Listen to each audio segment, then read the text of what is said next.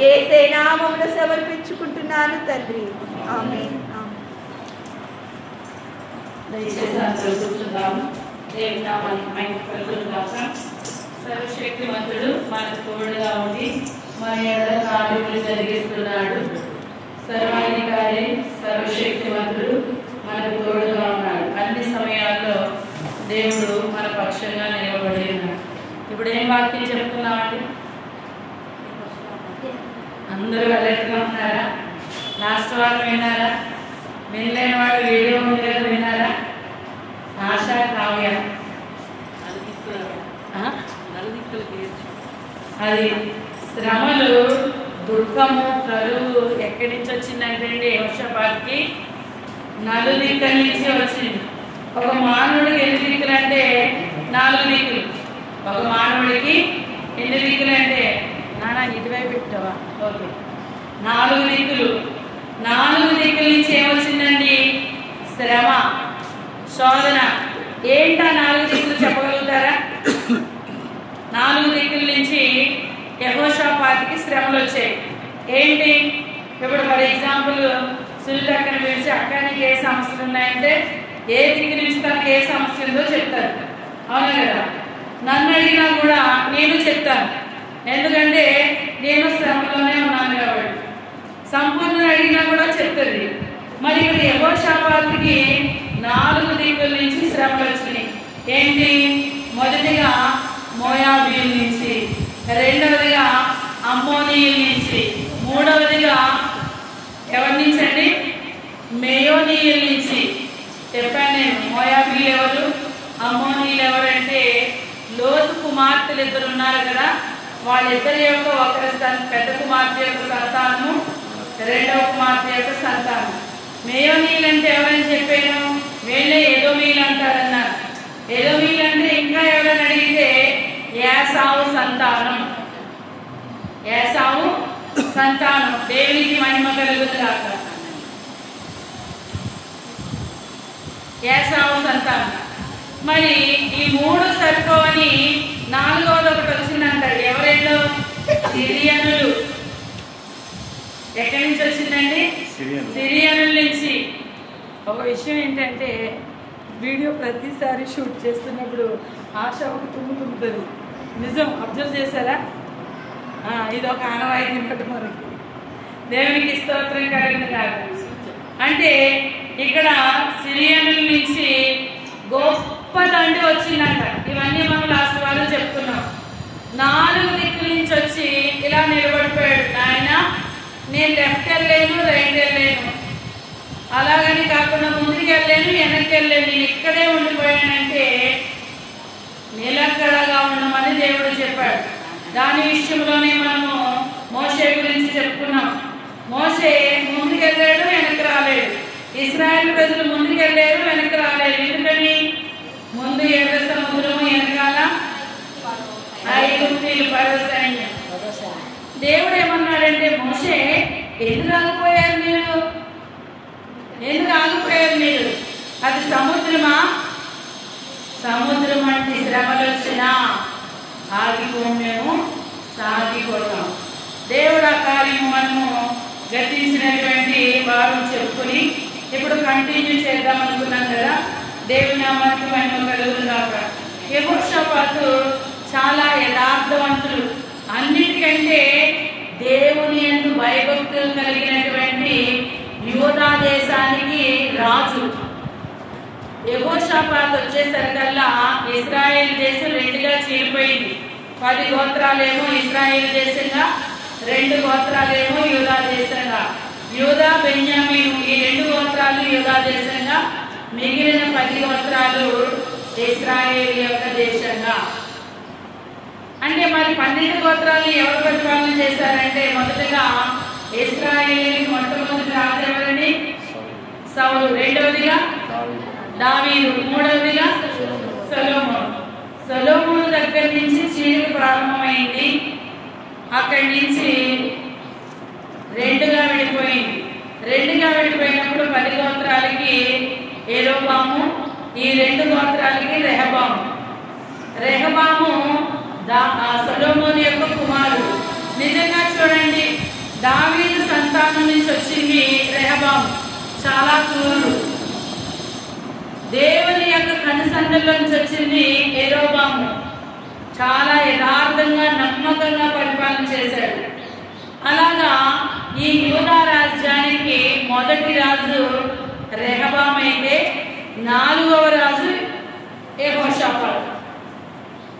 యెహోషాపాతు తండ్రి ఆషా, తల్లి ఎవరు? బాగుంది పేరు అనుకున్నాను కదా, ఏం పేరు? అజూబా. వారికి పుట్టినటువంటి కుమారుడు యెహోషాపాతు. పిల్లల్ని చాలా శ్రద్ధగా పెంచాడు. ఎందుకంటే నా తర్వాత వాళ్ళు రాజు అవ్వాలి, పరిపాలన చేయాలి.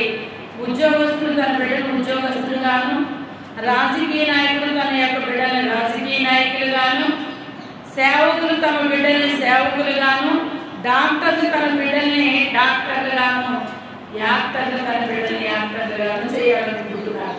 అవునా? నిజంగా చూస్తే యాక్టర్ పిల్లలు యాక్టర్లు అవడానికి చిన్నప్పటి నుంచి వాళ్ళకి నాట్యాన్ని నేర్పిస్తూ ట్రైనింగ్ ఇస్తున్నారు. మరి డాక్టర్ తన బిడ్డని డాక్టర్ అవడానికి చిన్నప్పటి నుంచి చదువు మీద చాలా శ్రద్ధ చూపిస్తూ, మేము డాక్టర్లు అయ్యింది, నువ్వేదో ఉంది ఎలా ఉంటుంది అంటున్నారు. మరి రాజకీయ నాయకులు కూడా తన పిల్లలకి చిన్నప్పటి నుంచి రాజకీయాన్ని పాలతో ముగ్గు పాల కింద పడుతున్నారు. మరి ఒక క్రైస్తవులు మాత్రమే యాజకులుగా దేవుని యొక్క బిడ్డలుగా ఉండి తన బిడ్డల్ని ఎందుకు అలా చేయట్లేదు? నిజమా కాదండి? అన్నీ జరుగుతున్నాయి, దేవుని బిడ్డలకు మాత్రమే ఇది జరగట్లేదు. ఎందుకని? నిర్లక్ష్యం. వాళ్ళే చూసుకుంటారు కదా, వాళ్ళే దేవుడు అని అన్నప్పుడు, దేవా నాకు బిడ్డనిస్తే నీ కోసం పెంచుతానాయా, నా బిడ్డనిస్తే నీకు సమర్పిస్తానాయని ఎవరు సమర్పణ చేయమని అడిగారు? దేవుడు అడిగాడా? మీకు సమర్పణ చేస్తేనే మీకు పిల్లల్ని ఇస్తానని చెప్పాడా? లేదే. మరి దేవుడి దగ్గర ఒక ఒప్పందాన్ని తెచ్చుకొని బిడ్డను కనుక్కున్నటువంటి అన్న దేవునికి ఇచ్చింది. అలాగే ఇక్కడ ఆశ కూడా తన బిడ్డని, అంటే నా తర్వాత ఎలాగా నా కుమారుడే, నేను దేవుని యందు భయభక్తులు కలిగి ఎలా జీవించాను. దేవుడు మనతో ఉంటే రాజ్యం మనతో ఉంటుంది, ప్రజలు మనతో ఉంటారు. మోషే ఎవరితో ఉన్నాడండి? దేవుడితో ఉన్నాడు. మరి మోషేలో ఎవరున్నారు? ఇశ్రాయేలీయులు ఉన్నారు. కాబట్టి మనము దేవునిలో ఉంటే, తల్లిదండ్రులైన వారు మీ బిడ్డల్ని, పిల్లలైన వారు ఏం చేయాలి? దేవుని యందు భయభక్తులు కలిగి తల్లిదండ్రులు చెప్పిన మాట వినాలి. ఇప్పుడు దావీదు ప్రకారంగా సొలొమోను విన్నాడు, కొంతవరకు విన్నాడు. తర్వాత కొన్ని సొంత ఆలోచనలు కూడా చేశాడు, నష్టపోయాడు. చివరికి అంత వ్యర్థమేనాయన అన్నాడు. ఆ వ్యర్థంలోనే వ్యర్థంగా పుట్టాడు రెహబాము, ఇంకా వ్యర్థపరిచాడు. కానీ ఆశా నుంచి వారసత్వాన్ని దేవుని ద్వారా పొందుకున్నాడు యెహోషాపాతు. యెహోషాపాతు ఏమంటున్నాడంటే, నా పితరుడైనటువంటి దావీదు యొక్క తండ్రి యెహోవా దేవా, నీవే నాకు దిక్కు, నీవే నాకు ఆధారం. ఈ యూదా దేశాన్ని పరిపాలన చేస్తున్న 4వ రాజు యెహోషాపాతు. దేవునికి మహిమ కలుగుగాక. చాలా నమ్మకంగా తన తండ్రి అయిన ఆశ తర్వాత 35వ సంవత్సరంలో రాజ్య పరిపాలన చేశాడు. 35వ సంవత్సరంలో రాజ్య పరిపాలన చేసి మొట్టమొదటిగా ఎవరైనా అధికారంలోకి రాగానే ఇది చేస్తాను అంటారు. అది చేసింది ఎవరు? యెహోషాపాతు మొట్టమొదటిగా దేవుని యొక్క ఆధీనంలో రాజై మొదటిగా ఆజ్ఞాపించింది ఏంటో తెలుసండి? లేవీలు పిలిచాడు. లేవీలు పిలిచి వారిని యాజకులుగా మీరు వెళ్ళి ఇక్కడ ఉన్నటువంటి అన్య దేవతా స్తంభములను మీరు పడగొట్టివేయండి, విగ్రహారాధనని తొలగించండి.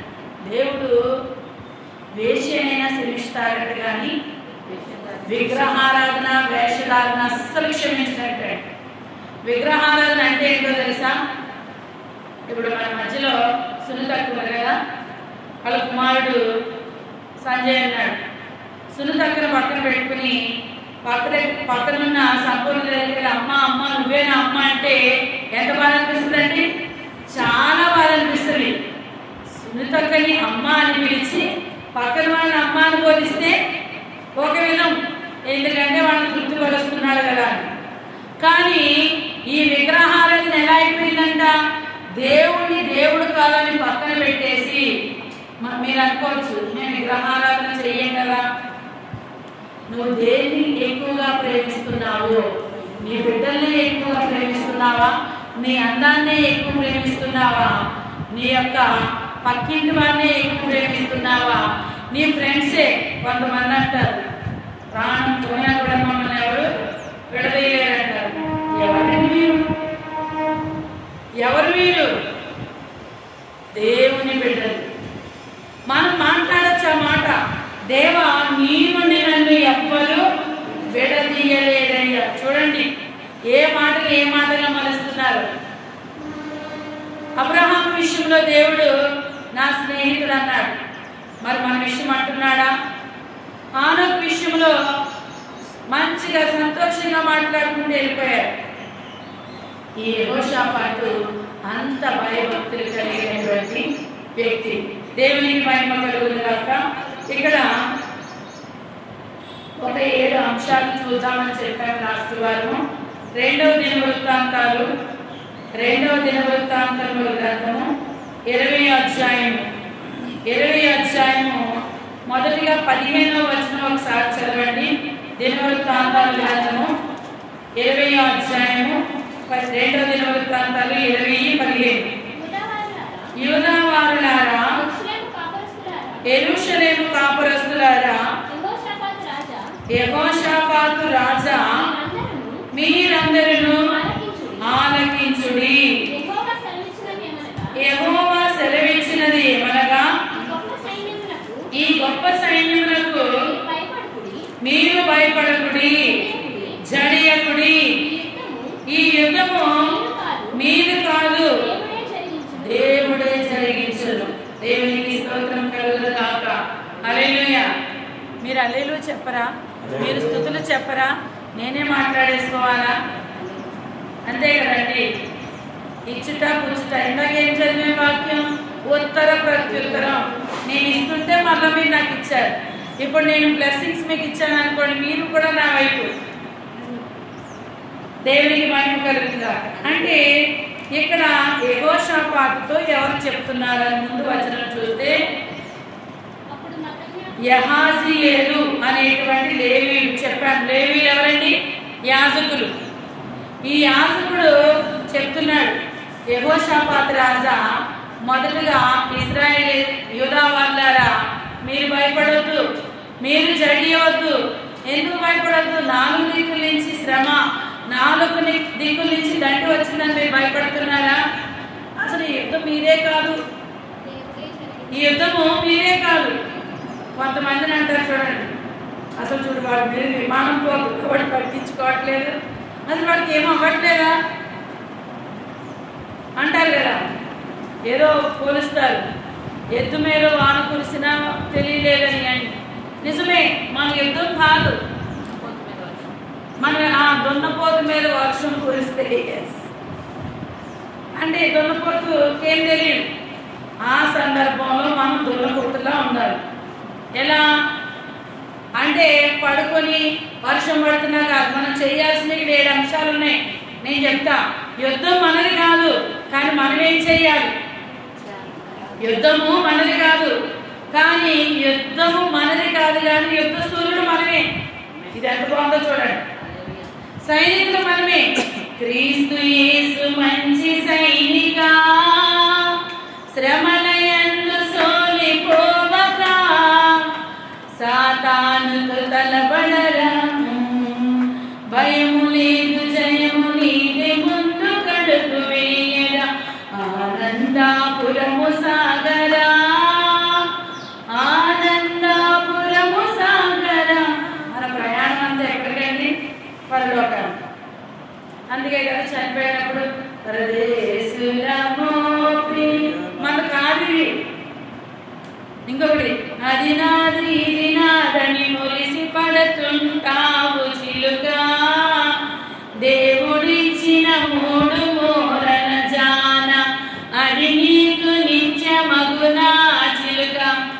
మనల్ని మనం కొలుసుకుంటేనంటండి 3 మూరల జాన ఉంటామంట మన చెప్పుకో. అది కూడా నిత్యం కాదు. ఎలా తెలుసు? ఆనాడు ఇశ్రాయేల్ ప్రజలందరూ చనిపోతూ ఉంటుంటే అక్కడ మళ్ళా పాతి పెడతా ఉంటే ఎలీషా, అవునా, ఎలీషా యొక్క డెడ్ బాడీ తగిలి పాతి పెట్టడానికి వచ్చిన వ్యక్తి బతికాడు. యుద్ధంలో ఏం చేస్తారు? తీసుకెళ్ళి ఐ థింక్ సో 1979 అనుకుంటా దిలీసీమలో ఒక భయంకరమైన తుఫాన్ వచ్చింది. అప్పుడు చాలా వేల మంది బందరు ప్రాంతంలో, చాలా అంటే కృష్ణా జిల్లా బందరు మచిలీపట్నం చాలా మంది చనిపోతే ఒకే పెద్ద లోయ లాంటి తీసి అన్ని డెడ్ బాడీలు అందులేశారు. మరి ఆ 3 మూరల జాన కూడా మనకి నిత్యం కాదు.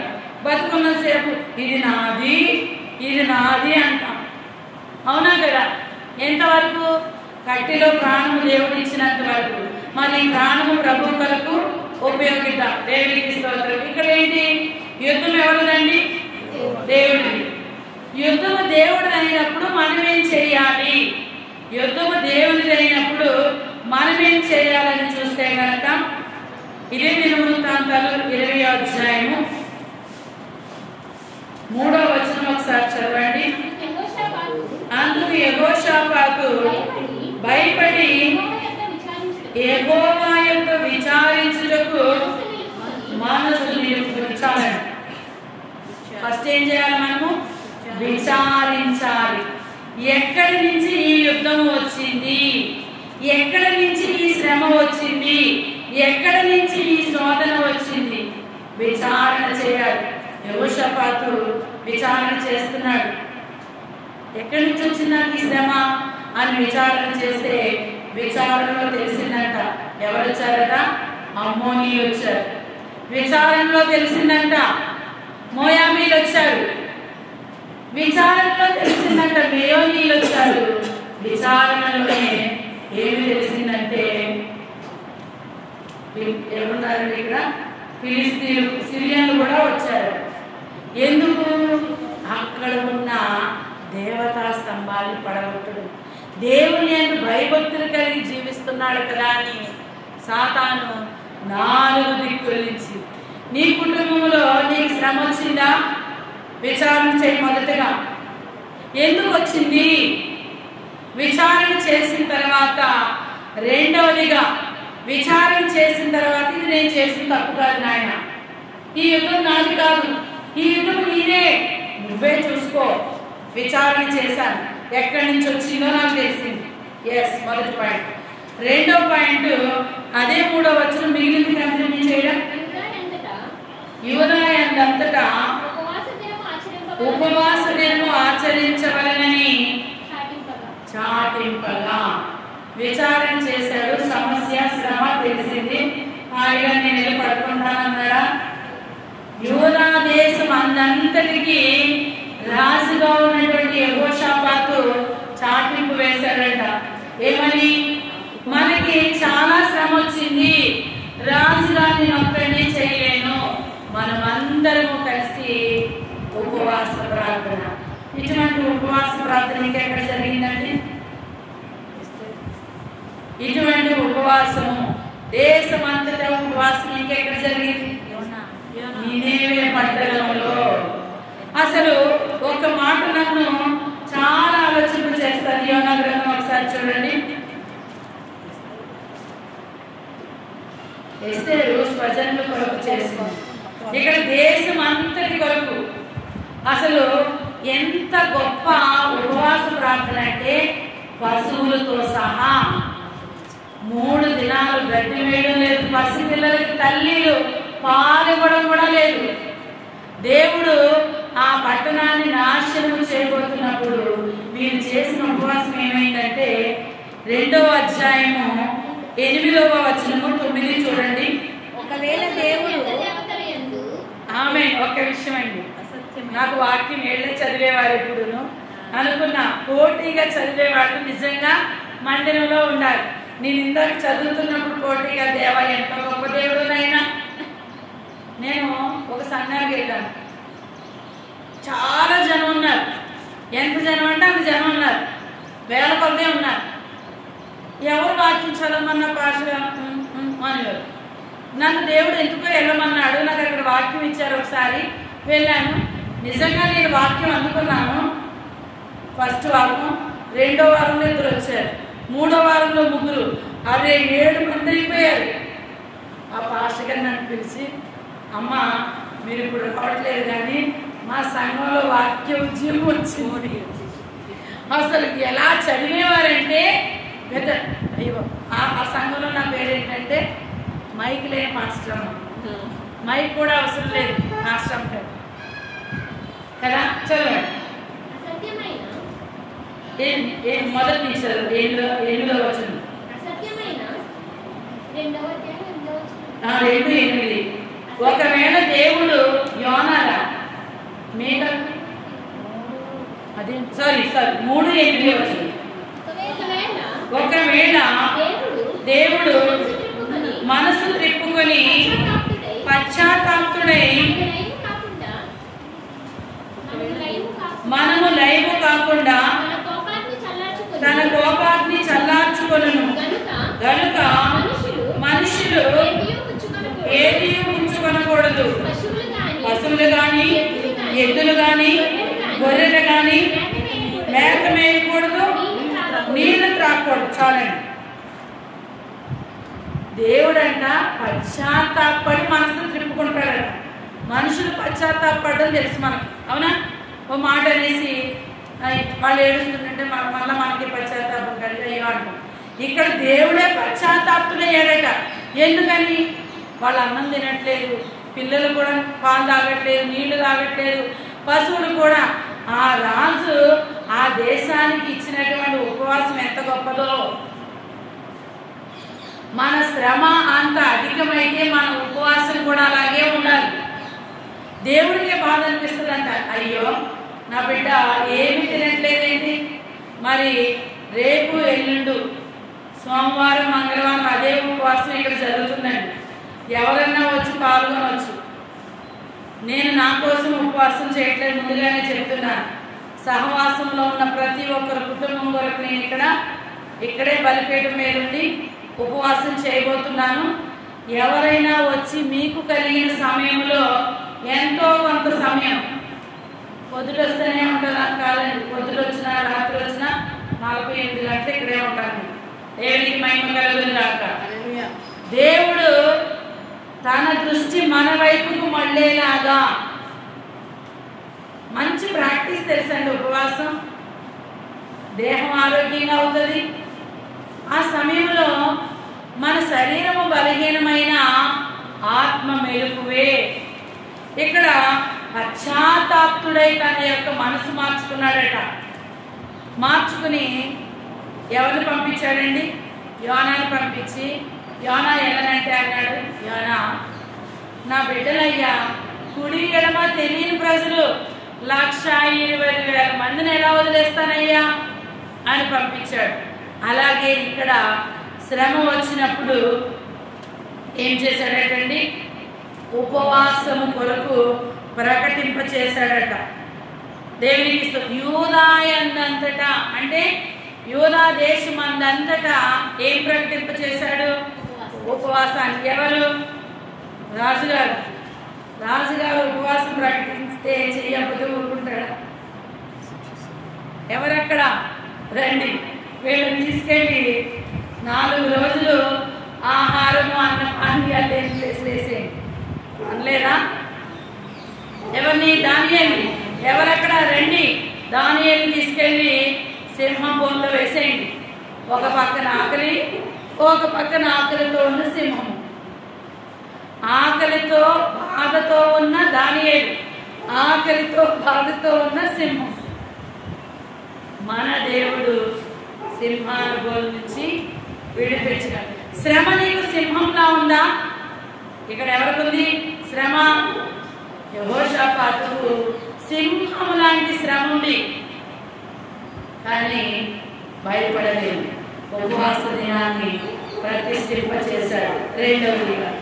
మూడవదిగా ప్రార్థన. మొదటిగా ఏంటండి? విచారణ. రెండవదిగా ఉపవాసము. మూడవదిగా ప్రార్థన. దేవునికి మహిమ కలుగును గాక. ఆరో అధ్యాయము 12వ వచనం. మా దేవా, గట్టిగా చదివితే అందులో కూడా వెళ్తుంది.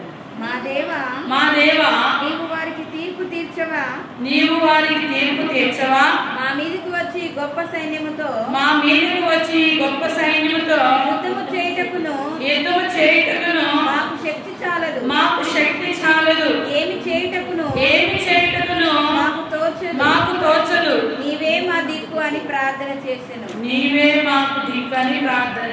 ఇక్కడ ఏంటండి? ఒకటి ప్రార్థన, ఇంకొకటి నీవే మాకు దిక్కు. అదే దినవృత్తాంతాలు 6వ అధ్యాయం 12వ వచనం చూడండి. 6వ అధ్యాయము 12వ వచనం. ఇశ్రాయేలీలందరూ సమాజముగా కూడి ఏం చేస్తుండగా? చూచుచుండగా యెహోవా బలిపీఠం ఎదుట నిలిచి తన చేతులు చాపి ప్రార్థన చేశారు. మూడవదిగా ఎలాంటి ప్రార్థన? అందరూ చేస్తున్నారు, నడుస్తూ ప్రార్థన చేస్తున్నాం. ఇప్పుడు మనకున్న ఆరోగ్యాన్ని బట్టి నాకు ఒక ప్రేయర్ వాడేస్తున్నారండి. మేమేం చెప్తాం తెలుసా? శ్రమ రాగానే మెసేజ్ పాస్ చేస్తాం, నువ్వు నడుస్తూ కూర్చుంటూ పని చేసుకుంటూ ప్రవచించవా అని. ఎందుకంటే ఇప్పుడున్న ఆరోగ్యాన్ని బట్టి మోకాలు ప్రార్థన చేయాలని, అలాగని మోకాలు ఉంచట్లేకపోతున్నామా ప్రార్థన మానేయకూడదు. ప్రార్థన చేయాలి. ఏమని? చేతులు బలిపీఠం వైపుకి చాపి. ఇందాక ఆరాధన చేస్తున్నప్పుడు చేతులు ఎత్తమంటే ఒకటే ఎత్తట్లేదు. చేతులు ఎందుకు ఎత్తాలో తెలుసా అండి? మోషే ఆనాడు చేతులు ఎత్తాడు, నా వల్ల కాదయ్యా, నేనేం చేయలేనయ్యా అని చేతులు ఎత్తాడు. మనం కూడా అంతే, 4 దిక్కుల నుంచి దండెత్తేశారు, ప్రభా మా వల్ల కాదు, మేము చేతులు ఎత్తేస్తాం. మనము చేతులు ఎత్తితే ఆయన చేయి చాపుతాడు. హల్లెలూయా. మీరు చేతులు ఎత్తకపోతే ఆయన చెయ్య చాపడు. ఉదయకాలం ముందు దేవుడు ఏం మాట్లాడాడండి? మిమ్మల్ని నా చేతుల్లోకి తీసుకున్నాను అని ప్రవచనాత్మకంగా దేవుడు ఈరోజు ఉదయకాలం 5 నుంచి 6 వరకు మొత్తం ఆరాధనలోనే మాట్లాడాడు దేవుడు, పరిశుద్ధాత్మ దేవుడు. మరి మనం ఏం చేయాలండి? మూడవదిగా చేతులెత్తి ప్రార్థన చేయాలి. మొదటిగా విచారణ చేయాలి, రెండవదిగా ఉపవాసం ఉండి, మూడవదిగా చేతులెత్తి ప్రార్థన చేయాలి. 4వదిగా 20:12 చదివాం కదా, మా దిక్కు నీవే నాయన. ఇక్కడ 5వ దిక్కు వచ్చింది. ఎన్ని దిక్కులు ఉంటాయి మనకి? 4. తూర్పు, పడమర, ఉత్తరం, దక్షిణం.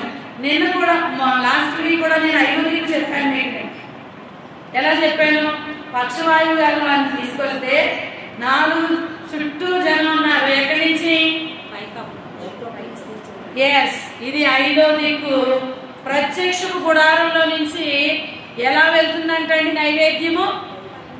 ఇలా పైకి పోతుంది. 5వ దిక్కు మనకుంది. దీన్ని ఎవరు కబలించలేరు. ఎవరు కబలిస్తారో తెలుసా? ఎఫెసీ పత్రిక ప్రకారంగా వాయుమండలం అందున్న దురాత్మ శక్తులు. మనం ఎప్పుడైతే విచారణ చేసి ఉపవాసం ఉండి చేతులెత్తి బలిపీఠం వైపు చేతులెత్తి ప్రార్థన చేసి, నాయన నీవే మాకు దిక్కయ్యా. యెహోషాపాతు అడుగుతున్నాడు, ఆ యూదా దేశం అందరినీ పిలిచి మనం అందరం అడుగుతాం, మన దిక్కు ఆయనే. అన్ని దిక్కులు, అన్ని దారులు మూసుకుపోయిన ఒక దారి ఉండదు కదా అని అంటారు కదా, అదే ఈ దారి, యేసయ్య దారి, నిన్ను రక్షణలోనికి నడిపించే దారి, శ్రమలో నుంచి నిన్ను విడిపించే దారి. ఆనాడు యెహోషాపాతుని ఆ యొక్క శ్రమననే కొలువు నుంచి, ఆ శత్రు సైన్యాన్ని నుంచి విడిపించిన నూతన దారి. ఏమన్నాడో తెలుసా ఆయన? నేనే మార్గం.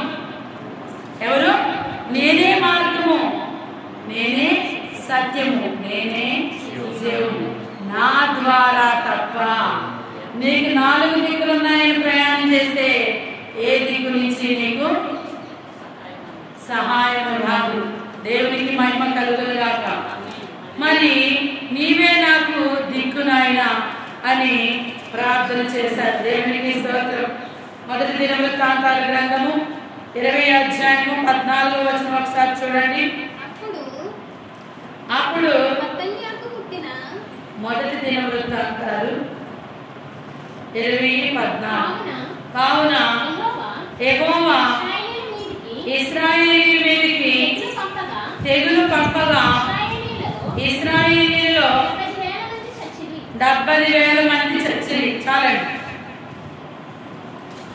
దేవుడు పంపిస్తే చచ్చిపోతారు, దేవుడు బ్రతికిస్తే బ్రతికిపోతారు. అవునా కదా? అంటే ఈ యుద్ధం ఎవరిది? యెహోవాదే. పాడండి, మనం పాడదామా? యుద్ధము యెహోవాదే, యుద్ధము యెహోవాదే, యుద్ధము యెహోవాదే, యుద్ధము యెహోవాదే. రాజులు మనకే వరులేరు, శూరులు మనకే వరులేరు, రాజులు మనకే వరులేరు, శూరులు మనకే వరులేరు. సైన్యములకు అధిపతి అయినా యెహోవా మన అండ, సైన్యములకు అధిపతి అయినా యెహోవా మన అండ. యుద్ధము యెహోవాదే, యుద్ధము యెహోవాదే. హల్లెలూయా. యుద్ధము యెహోవా, యెహోషాపాతుది కాదు. ఈ యుద్ధము యెహోవాది, మీది కాదు. ఈ యుద్ధము యెహోవాది, నాది కానే కాదు. మరి నేనెవరిని? సైనికుడు. నేనేం చేయాలి? మొదటిగా విచారణ చేయాలి. రెండవది ఏం చేయాలి? ఉపవాసము చేయాలి. మూడవది ఏం చేయాలి? మూడవదిగా చేతులెత్తి బలిపీఠం వైపు ప్రార్థన చేయాలి. నాలుగవది ఏం చేయాలి? నా దిక్కు నీవే నాయనా, అన్ని దిక్కులు మూసుకుపోయి నాయనా, అన్ని రాళ్ళు మూసుకుపోయి నాయనా. ద్వితీయోపదేశకాండము 28వ అధ్యాయము, ద్వితీయోపదేశకాండము 28వ అధ్యాయము 7వ వచనం చూడండి. నీ మీద పడు నీ శత్రువులను యెహోవా నీ ఎదుట హతమగునట్లు చేయును. వారొక త్రోవను నీ మీదికి బయలుదేరి వచ్చి 7 త్రోవల నీ ఎదుట నుండి పారిపోదు. That is God. అందుకే ఆయన దేవుడు అన్నారు. మన మీదకి వస్తే మహా అయితే మనం కొడతాం. మన మీదకి వస్తే వచ్చినప్పుడంట చాలా శిశువులు ఉంటుంది కదా భలే, కానీ అందరూ మాట్లాడుకుంటూ ఇదిగో నువ్వు ఆ పక్కన ఇల్లు, నేను ఈ పక్కన వెళ్తాను, 4 వైపులే వెళ్దాం. మనము ఏం చేస్తారని మంచిగా మనం ఇంతమంది వెళ్తే ఆమె భయపడిపోతుంది అనుకుని వచ్చారట. యేసయ్య చూశారట. వచ్చిన వాడు వచ్చిన దారి మర్చిపోయి, ఇప్పుడు దొంగడు వచ్చాడండి, మనం పట్టుకుంటున్నప్పుడు వాడు ఎడతాడో తెలుస్తుందా? 7 దారుల్లో పారిపోయాడు. అపవాది దొంగ స్వతంత్రంగా వచ్చేవాడు కాదు. అంతే కదా? దేవుడేమన్నాడు? ఆశీర్వదింపబడిన వారులారా లోనికి రండి అన్నాడు. దొంగలారా మీరు రండి అన్నాడా? అపవాది ఎవరు? దొంగ. ఎప్పుడు ఏదో ఒక విధంగా దొంగలకు కొట్టాలనే చూస్తారు. దానికి మనం అవకాశం ఇచ్చి మనమేనండి మన స్నేహితులకి, మనమేనండి మన పిల్లలకి, మనమేనండి మన తల్లిదండ్రులకి, మనమే అన్నిటికీ అవకాశం అపవాదికి ఇచ్చి మన ద్వారా కార్యం చేసుకుంటాం. 7 త్రోవలు పారిపోయారట. ఏంటి ఇలా పారిపోతున్నారు? ఏమైంది? ఒక విషయం చెప్తాను.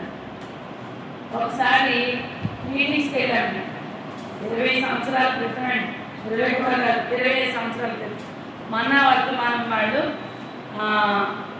అమలాపురంలో మీటింగ్స్ పెడితే నాకు తెలిసి ఒక 2-3 లక్షల మంది వచ్చారు.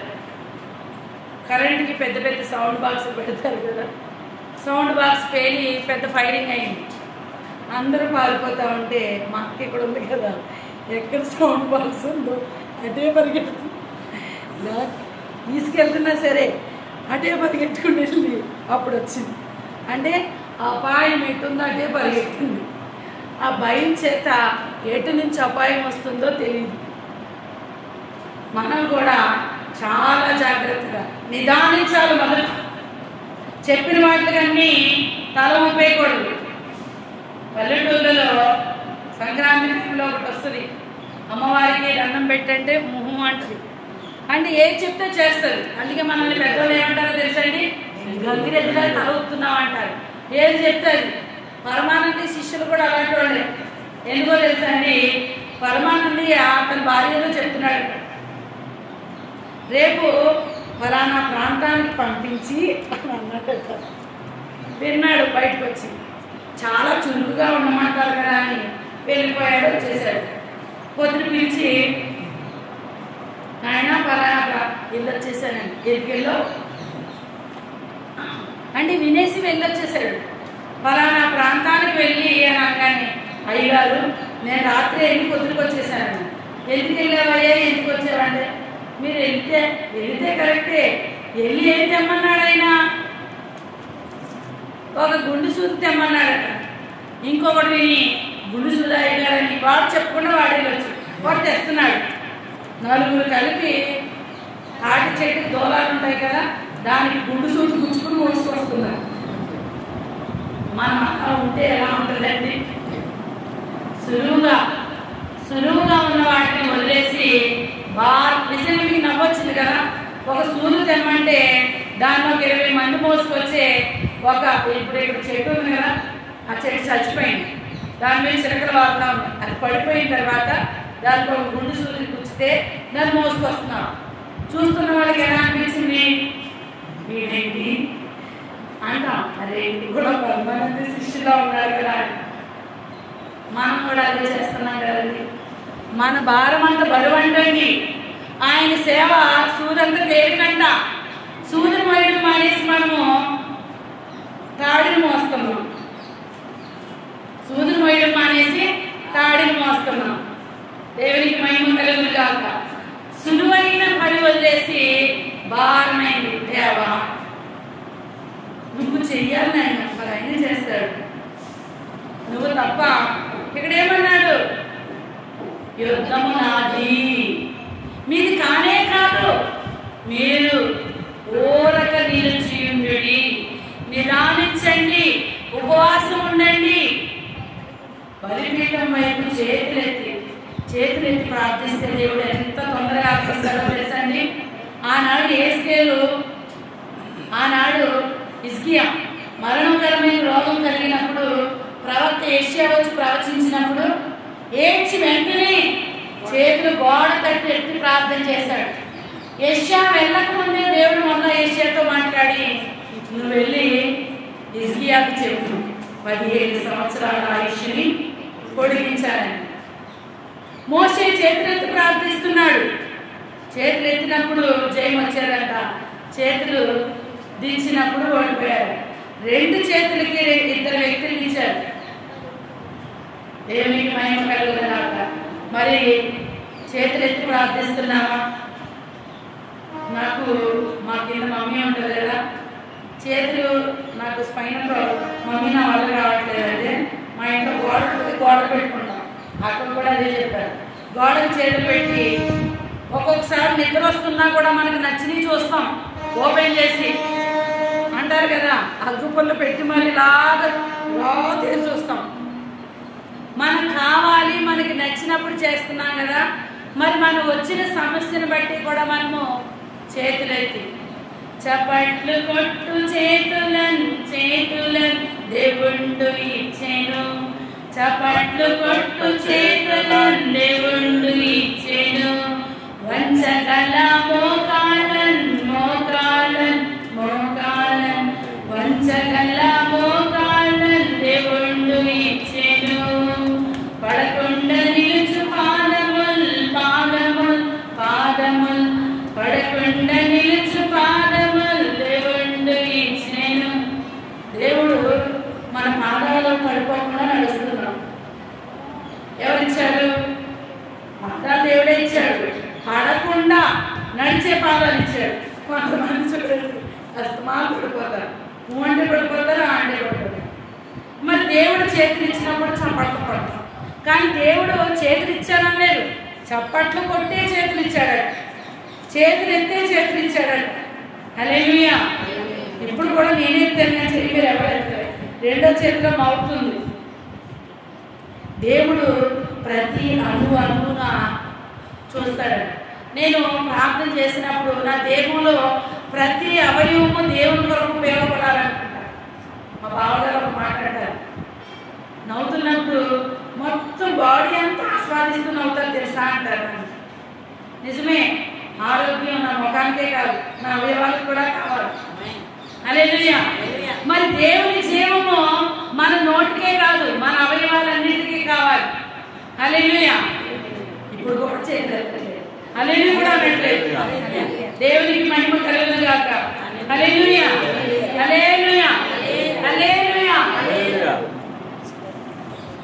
హల్లెలూయా అని పాడి స్తుతింతురు రారే జనులారా మనసారా రారే జనులారా మనసారా ఊరురా పాడి పండలరించు పాలించు దేవుడని ఊరుడలరించు పోషించు దేవుడని పాడి పండలరించు పాలించు దేవుడని ఊరుడలరించు పోషించు దేవుడని కల్లా కపడా వెనుగాని కరుణా సంపన్నుడని పూజించి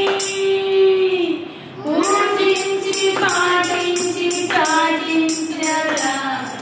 హల్లెలూయా అని పాడిస్తునే రారే జనులారా మనసారా ఊరురా రారే జనులారా మనసారా. హల్లెలూయా. రావాలట, పాడాలంట, మనసారా పాడాలంట, ఊరంతా పాడాలంట. అది పాటలో ఉన్న గొప్ప అర్థం. దేవునికి మహిమ కలుగును గాక. మరి ఇక్కడ ప్రవక్త ప్రవచించాడు. ఏమని? 20:14 ఏమని ప్రవచించాడండి? 15 ఏమని ప్రవచించాడు? యుద్ధం ఎవరిది? యెహోవాదే. మీరు ఊరక నిలిచి ఉండండి, మీరు ఊరక నిలిచి ఉండండి.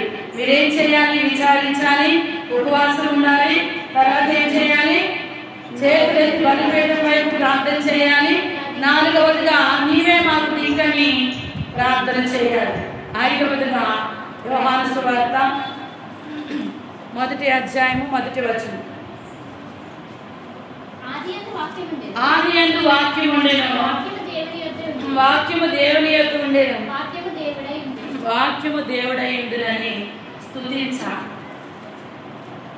అంటే ఈ గొడవ, ఈ శ్రమ ఎప్పుడు వచ్చిందో నాకు తెలియదు, అసలు నాకు సంబంధమే లేదు. కానీ ఈ శ్రమ కన్నా, ఈ యుద్ధము కన్నా ముందెవరున్నారు? నా దేవుడు ఆదిలో ఉన్నాడు అని మనము దేవుణ్ణి స్తుతించాలి. 2వ దినవృత్తాంతాల గ్రంథము 20వ అధ్యాయం 29వ వచనం కూడా చూద్దాము. ఇశ్రాయేలీయుల శత్రువులతో యెహోవా యుద్ధము చేసినని దేశముల రాజ్యముల వారందరూ వినగా దేవుని భయము వారందరి మీదకి వచ్చాను. ఎలుగండి, యుద్ధము దేవుడు కాబట్టి దేవుడు యుద్ధం చేస్తే వారందరూ భయపడ్డారట. అరే యుద్ధము యోధావారు చేయట్లేదు, యుద్ధం ఎవరు చేస్తున్నారు? యెహోవా దేవుడు చేస్తున్నాడు. అయ్యి బాబోయ్, యెహోవా దేవుడు చేస్తే మనం ఉండలేమని శత్రువులు విని భయపడ్డారంట. ఈ యుద్ధం మీదకి అంటారు చూడండి, దేవుడే నేరుగా యుద్ధము తన చేతిలోనికి తీసుకున్నాడు కాబట్టి భయపడ్డారు. అదే 18 వచనం చూడండి, 18వ వచనం. అప్పుడు యెహోషాపాతు సాష్టాంగ నమస్కారము చేసి యూదావారును యెరూషలేము కాపురస్తులను యెహోవా సన్నిధిని సాగిలపడి. ఆరోధన మొదటి విచారించాలి, రెండవది ఉపవాసము, మూడవది చేతులెత్తి బలిపీఠం వైపు ప్రార్థన, నాలుగవది నీవే నా దిక్కు, ఐదవది స్తుతులు, ఆరవది సాష్టాంగపడి నమస్కారం. మొత్తం సాష్టాంగ పడిపోయారు దేవుని చేతులు. దేవునికి మహిమ కలుగునుగాక. దేవుని నామానికి స్తుతులు చెల్లించారు, ఆయన కీర్తించారు. ఏడవది ఆయన ఏం చేశాడంటే యుద్ధంలోకి, ఏడంటే సంపూర్ణం. ఈ ఏడుకి వెళ్లే ముందు ఏడవదికి ఇంకొకటి చేశారు చూడండి, 22వ వచనం, 21, 22 చదవమ్మా. మరియు అతడు జనులను హెచ్చరిక చేసిన తరువాత యెహోవాను స్తుతించుటకు గాయకులను ఏర్పరిచి వారి పరిశుద్ధాలంకారములను ధరించి సైన్యము ముందర నడుచుచు యెహోవా కృప నిరంతరముండును, ఆయనను స్తుతించుడి, ఆయనను స్తోత్రం చేయుటకు వారిని నియమించెను. వారు పాడుటకును స్తుతించుటకును మొదలు పెట్టగా యెహోవా యూదావారి మీదకి వచ్చిన అమ్మోనీయుల మీదను మోయాబీయుల మీదను శేయీరు మన్యవాసుల మీదను మాటుగాండ్రులు పెట్టెను గనుక వారు హతులైరి. చూడండి, ఏడవదిగా ఏం చేశారు? పాటలు పాడారంట, కీర్తించారంట, స్తుతించారంట. ఇవన్నీ చేయడానికి రాజు నియమించాడట. మీరు వెళ్ళి చేయండి, మీరు ఇట్లా చేయండి. ఏడవదిగా సంపూర్ణమైన విడుదల ఇచ్చినప్పుడు వారిలో వారినే కొట్టుకున్నారట, వారిలో వారినే కొట్టుకున్నారట. దావీదుని దేవుడు ఎందుకు హృదయానుసారుడు అన్నాడో తెలుసండి? దావీదు రాజు అయ్యాడు కదా, ఎందుకు అన్నాడు అని చూస్తే మొదటి దినవృత్తాంతాల గ్రంథము 23వ అధ్యాయము 5వ వచనం. 4,000 మంది ద్వారపాలకులుగా నియమింపబడి మరి 4,000 మంది స్తుతి చేయు నిమిత్తమై దావీదు చేయించిన వాక్య విశేషములతో యెహోవాను స్తుతించువారుగా నియమింపబడి. మన యేసుకి ఇష్టమైనది ఏంటంటే స్తుతులు. మనం ఇప్పుడు మీరు నోరు తెరవట్లేదు కానీ మన స్తుతులు చెల్లిస్తే ఆయన వచ్చేస్తాడు. హల్లెలూయా. ఆయన వస్తాడని మనం స్తుతులు చెల్లించిన ఒక సాతాను. దావీదు అందుకే అన్నాడు, రాజుగా అయ్యాడు. దేవా, నీకు నేను మందిరం కడతానయ్యా, మంచి కట్టడంలో నేను ఉన్నానయ్యా. ఇంతకుముందు నేను ఏ చెవికిల్లో పడుకుని ఉండేవాడిని కదయ్యా, ఇప్పుడు నాకు ఇంత మంచి భవనం ఇచ్చావు, నేను కడతానంటే వద్దు, రక్తం చెల్లింపబడి చెయ్యను, కట్టొద్దంటే దేవుడు కట్టొద్దన్నాడు. నేను కాంతిద్దాం అనుకున్నాను. దేవుడు నీ పరిస్థితి బాగాలేదు కదమ్మా అని ఒకరోజు చెప్పాడు. అందుకు నేను ఇవ్వలేదమ్మా. ఏది వద్దన్నాడు ఆడుకోకుండా రాజుగా నియమించాడు. కొంతమంది నిత్యము 4,000 మంది పాటలు పాడుతూ స్తుతిస్తూ ఉండడం. ఇప్పుడు నేను ఇక్కడ వాక్యం చెప్తున్నాను కదా, నా కొరకు ప్రార్థించే వాళ్ళు అనేక మంది ఉన్నారు. ఇది నేను చాలా ధైర్యంగా చెప్పగలుగుతున్నాను. నాకు ప్రేయర్ వారియర్స్ ఉన్నారు, ప్రార్థన చేసేవాళ్ళు. వాళ్ళ ప్రార్థనే నన్ను ఇక్కడ ఈ వాక్యం చెప్పి, నాలో శక్తి లేదు, నాలో దేవుని యొక్క బలము మాత్రమే, వారి ప్రార్థనలు, వారి స్థుతులు రాజ్యాన్ని పరిపాలన చేస్తున్నాయి. యెహోషాపాతు ఆ 7వదిగా వారందరినీ నియమించి, మీరు పాటలు పాడండి, మీరు వాయిద్యాలు వాయించండి, మీరు మీ పనులు చేయండి అంటే ఎప్పుడైతే విచారించారు, 2వదిగా ఉపవాసం ఉన్నారు, 3వదిగా బలిపీఠం మీద చేతులు ఎత్తారు, 4వదిగా నీవే మా దిక్కు అన్నారు, 5వదిగా స్తుతులు చెల్లించారు, 6వదిగా సాష్టాంగ పడ్డారు. రాలే, దేవుడు రాలే. 7వదిగా కీర్తనలు పాటలు పాడుతూ ఆరాధన చేశారు, వచ్చేసిన తర్వాతే ఈ 29వ వచనం, యెహోవాను చూసి బాబోయ్ యుద్ధం చేస్తుంది యూదావారుడు కాదు, యెహోవాయే వచ్చాడు అని శత్రువులు భయపడ్డారు. మరి నీకు ఏదైనా సమస్య ఉందా? నీ శత్రువు నీ మీద తిరగబడుతున్నాడా? ఏం చేయాలి? అలాగని 1, 2, 3, 4 లేకుండా 7 అనే సంఖ్య చెప్పగలుగుతామా? పిల్లలకి ఎక్కడి నుంచి నేర్పిస్తాం? 1, 2, 3. అమ్మయ్య మా ఊరికి ఎప్పుడు 4 నెంబర్లు వచ్చేసింది. నీకు 5 రావాలా, 6 రావాలి. 7లో 6 మిళితమై ఉండాలి.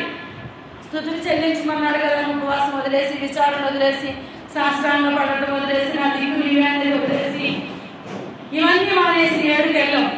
6 చేసి 7కి వెళ్ళండి. 7 తర్వాత దేవుడు అద్భుతం. దానికి కారణం ఏంటో తెలుసండి? మేము ఈ మందిరం ప్రారంభించినప్పుడు మొదటి దినాన్ని మాకు 7 వచ్చారు. హల్లెలూయా. ఇప్పుడు ఎంతమంది వచ్చారండి? పెరిగారా లేదా? ఇంకా పెరుగుతూనే ఉంటారు. సంపూర్ణమైన సంఖ్య 7. దేవునికి స్తోత్రం. కాబట్టి దేవుడు యెహోషాపాతు చేసిన ఈ 7 ప్రార్థనా అంశాలు మనము చేసి, శత్రువు ఏ దిక్కు నుంచి వచ్చినా 7 దిక్కులు పాటుపడ్డాడు. శ్రమ నీకు ఏ చోటు నుంచి వచ్చినా అది మళ్ళా నీకు కనిపించదు. అరే నాకు అప్పులు ఉన్నారు కదా, ఎటు చూసినా కనపడదు. నాకు చాలా బాగుండేది కదా, ఇక్కడ నొప్పి ఉండేది కదా, ఎంత నొప్పుకున్నా నొప్పి కనిపించట్లేదే, కనిపించదు. నిన్ను స్వస్థపరిచే యెహోవా నేనే అన్నాడు. ఆయన స్వస్థత ఇస్తే, ఆయన రాజ్యాన్ని పరిపాలన చేస్తే, ఆయనే యుద్ధం చేస్తే దేవుడు బలమైన కార్యాలు చేయడానికి సిద్ధమైన దేవునికి మహిమ కలుగుగా. చిన్న ప్రార్థన అయిన తర్వాత మన మధ్యలో ఉన్నటువంటి అన్నమ్మ గారు, జెస్సీ గారు ఒక మాట పాడతారు. ప్రార్థన ఒక మాట చెప్తున్నానండి, నన్ను ఆపేను. ఒక మాట చెప్తున్నాను. ఎందుకంటే